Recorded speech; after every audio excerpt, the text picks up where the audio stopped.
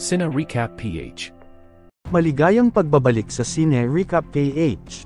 Warning, spoilers ahead.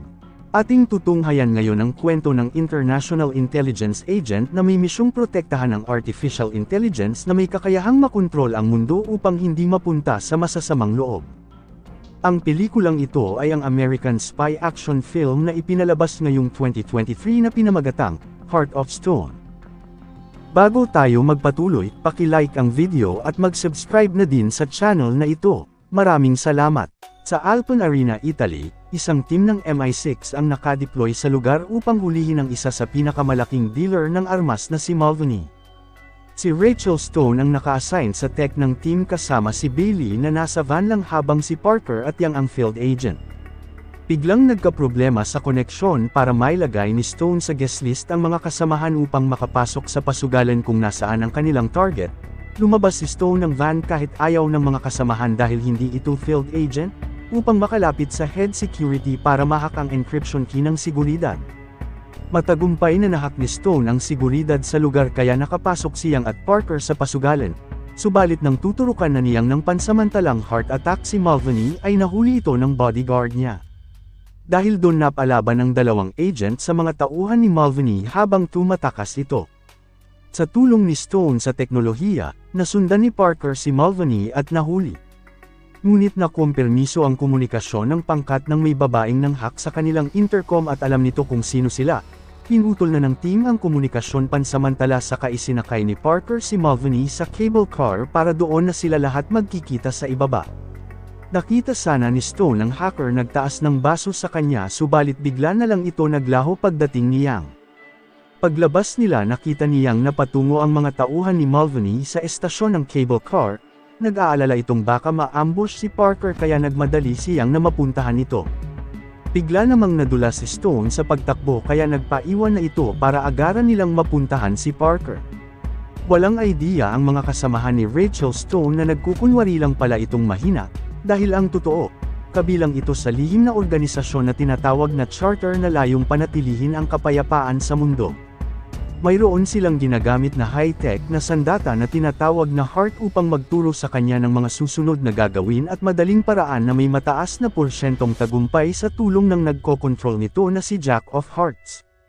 Kaya naunahan ni Stone ang mga kasamahan sa ibaba at napatay ang lahat ng tauhan ni Mulvaney. Itinago niya rin ang mga katawan nito upang mapagtakpan ang katauhan niya. Pagdating ng mga agent, nagtataka ang mga ito kung paanong nawala na lang bigla ang mga tauhan ni Mulvaney. Nagpakamatay naman si Mulvaney pagbaba ng cable car matapos itong uminom ng cyanide. Kinalaunan pagbalik nila ng London, napagalitan ang team ng nakakataas sa pagpalpak ng misyon ng mamatay ang target pati ang paglabas ni Stone ng van. Nang gabing yun lumabas ang team para magpalamig. Iniisip pa din nila ang nangyari kung sino ang babaeng gumulo sa komunikasyon nila.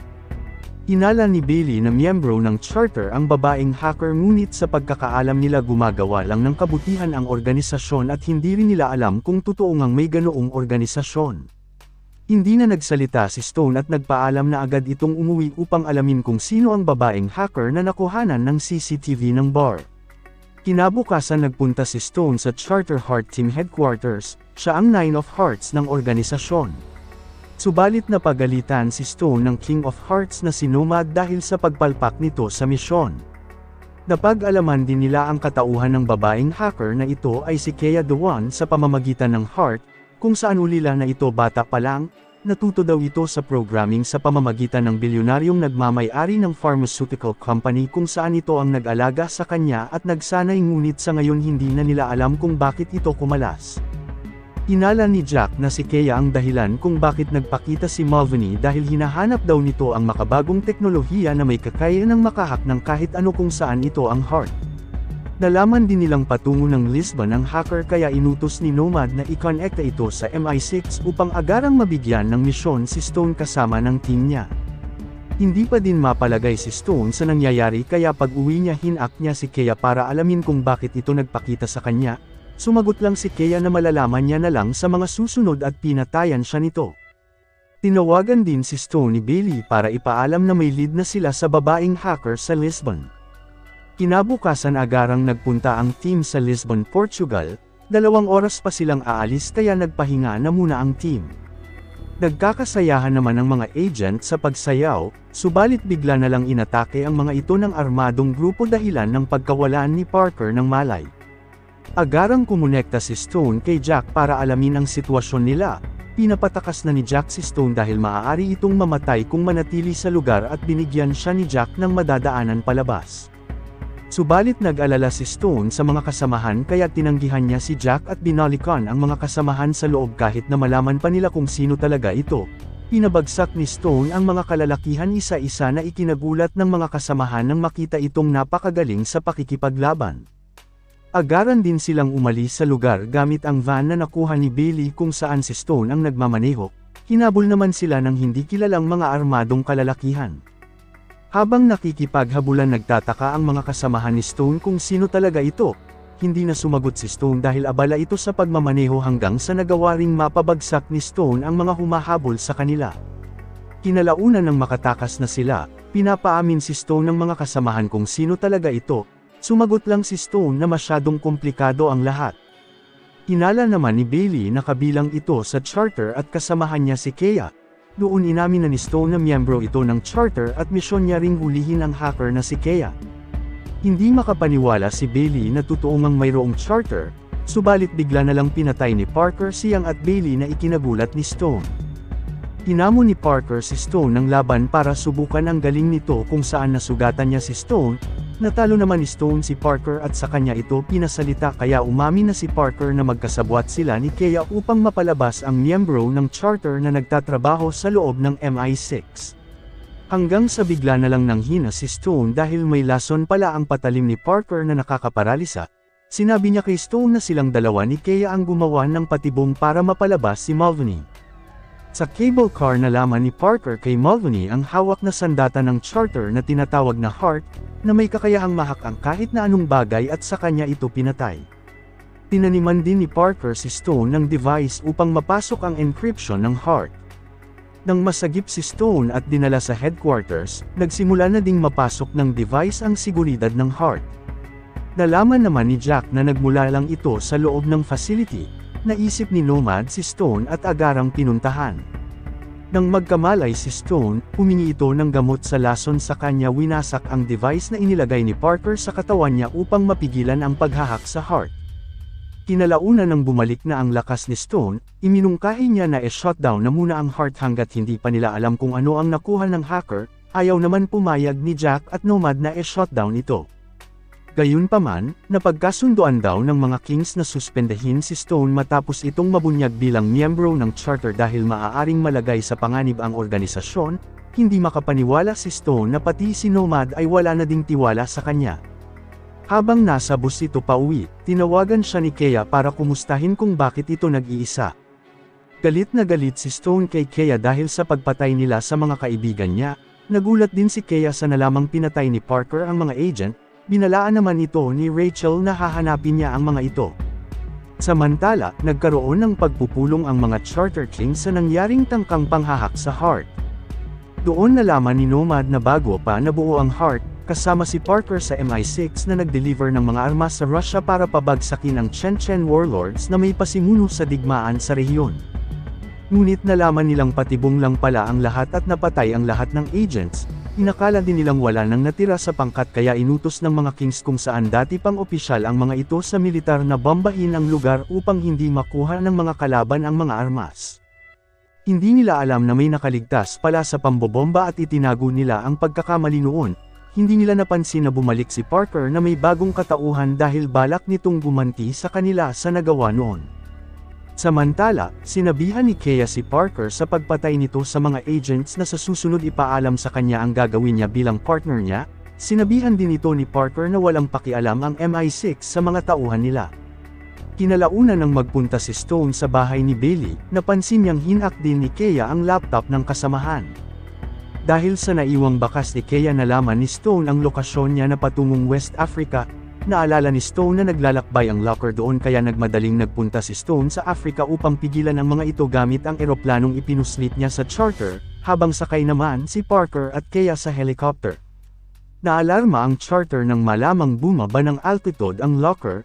naalala ni Jack ang naunang pagtatangkang ihak ang heart na ang totoo ay punteriya talaga ng hacker ay ang mismong locker.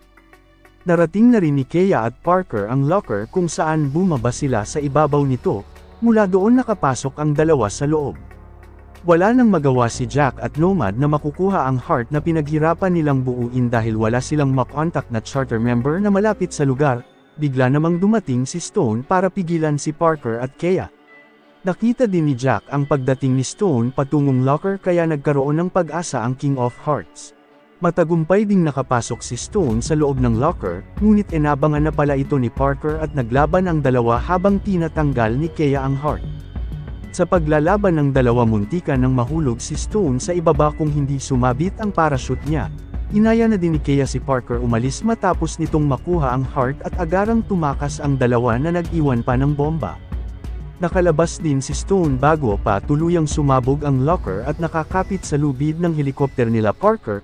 Tinangka naman itong barilin ni Parker kaya pinutol ni Stone ang lubid kasama si Kea dahil may suot itong parachute at ito ang ginamit niya para makaligtas sila sa kamatayan. Nang nagkamalay si Stone, inaantay ito ni Kea magising upang dalhin ito sa sibilisasyon. Hinahanap naman ni Stone ang heart sa kanya, sumagot si Kea na kay Parker na ang heart pero di niya iyon magagamit hanggat wala siya. Inagaw ni Stone ang baril kay Kea at binantaan itong papatayin na lang para matapos na ang lahat, ngunit hindi ito tinuloy ni Stone dahil hindi siya katulad nila. Kinalaunan naglakad ang dalawa sa gitna ng desyerto nang hindi alam ang patutunguhan, nagkausap naman ang dalawa sa mga nakaraan nila, na kaya gustong makuha ni Kea ang heart para gumanti sa umampon sa kanya dahil pinatay daw nito ang magulang niya, gusto niyang i-expose lahat ng kasamaan nito gamit ang heart. Hindi naman kumbinsido si Stone dahil dati din itong rebelde noon, pero iniligtas ito ni Nomad at pinili niyang maging mabuting tao.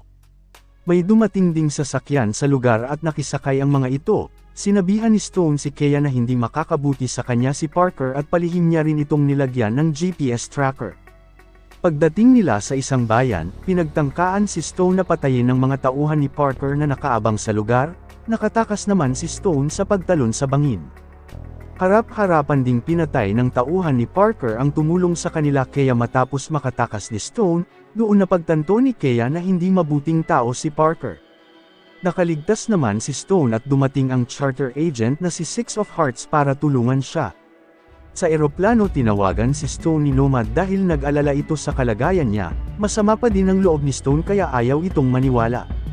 Nalaman din nilang patungo ng Iceland si Parker gamit ang inilagay ni Stone na GPS tracker kay Kea. Sa mga oras na yun nagkakagulo na ang charter sa pagkawala ng heart, kasalukuyan namang nag-evacuate ang Hearts team sa sekretong bunker sa takot sa gagawin ni Parker sa kanila gamit ang heart. Patungo na rin si Stone sa Iceland para sundan si Parker at Kea. Samantala, matagumpay na napagana ni Kea ang heart, ginamit niya ito para i-expose ang kasamaan ng umampon sa kanya noon habang pinapahanap naman ni Parker ang mga Kings dahil gusto niya itong patayin. Sinubukang pigilan ni Kea si Parker sa binabalak, subalit tuluyan ng pinapatay nito ang King of Diamonds sa paghulog ng elevator kasama ang pamilya. Patungo na rin ang King of Clubs sa nakuha nilang lokasyon ni Parker kasama ang mga tauhan, hindi naman makapaniwala si Kea sa ginawa ni Parker dahil pangako nito sa kanya na pabagsakin lang ang pumatay sa magulang niya pati ang charter hindi para patayin. Nakita din ng mga tauhan ni Parker ang pinagtatagwa ng King of Hearts, pinasarado ni Parker ang pinto ng bunker at pinatayan ng oxygen ang loob, mayroon na lang itong 1 oras na itatagal. Pilit namang pinipigilan ni Kea si Parker subalit hindi ito nakikinig sa kanya dahil naghihiganti si Parker sa nangyari sa kanya sa nakaraan. Kinalaunan dumating na ang club sa kinaroroonan nila Parker at agarang pinasok ang gusali, patungo na rin si Stone sa lugar kung saan nakaabang na pala sila Parker na may binabalak na hindi maganda. Patago namang dinesable ni Kea ang heart dahil hindi na niya kinakaya pa ang mga ginagawa ni Parker at tinawagan niya rin si Stone upang pigilan itong pasukin ang pinaniniwalaan nilang lokasyon dahil patibong lang ang lahat. Ayaw sanang maniwala ni Stone kay Kea, ngunit binigyan siya nito ng bagong coordinates ng kinaroroonan nila at binigyan siya ng access na makapasok.